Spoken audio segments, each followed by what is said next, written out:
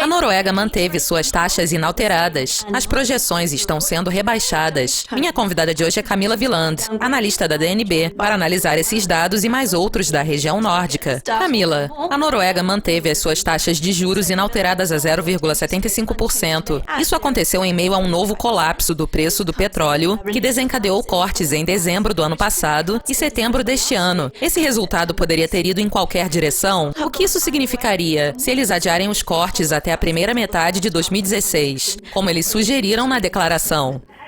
Essa última decisão poderia definitivamente ter ido em qualquer direção. Se você analisar o que o Banco Central disse em setembro, eles sinalizaram que havia a possibilidade das taxas de juros serem cortadas novamente, mas não até a próxima primavera. Então, analisando dessa forma, talvez não tenha sido tão surpreendente. No entanto, as expectativas de um corte nessa reunião se intensificaram conforme as taxas de juros internacionais iam caindo e os efeitos de um preço de petróleo mais baixo e uma queda no investimento de petróleo na Noruega estão se tornando mais evidentes na economia norueguesa. Então, como resultado, era esperado que eles cortassem a taxa agora.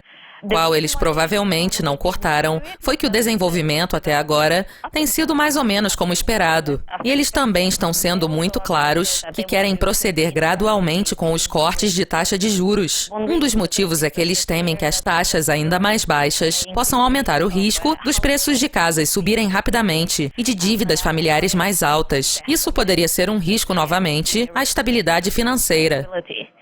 No entanto, como eu disse, os desenvolvimentos até agora têm sido mais ou menos como esperado, mas para o futuro, eles acreditam que o panorama da Noruega seja mais fraco que anteriormente. Então, eles baixaram sua trajetória de taxa de juros. Eles dizem que é muito provável que sua taxa de política principal será cortada em março, talvez até mais de uma vez em 2016.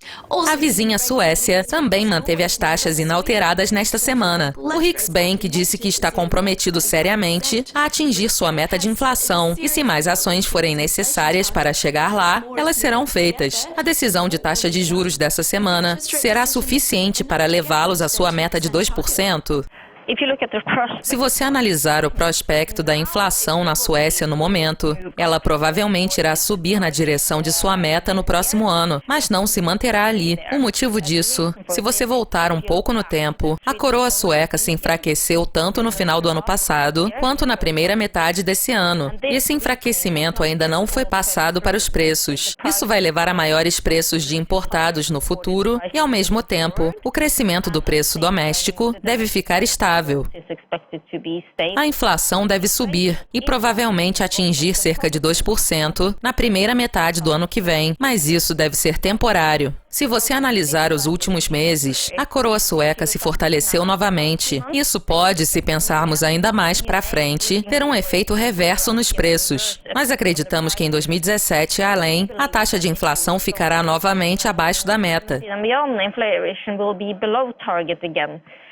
É provavelmente necessário que seu Banco Central faça mais, e nós acreditamos que eles podem aumentar a compra de ativos novamente no ano que vem. Isso é muito importante para o Riksbank, prevenir agora que a coroa sueca fique muito forte, porque isso seria um risco para o seu panorama de inflação. Então a política monetária terá que continuar muito expansiva na Suécia.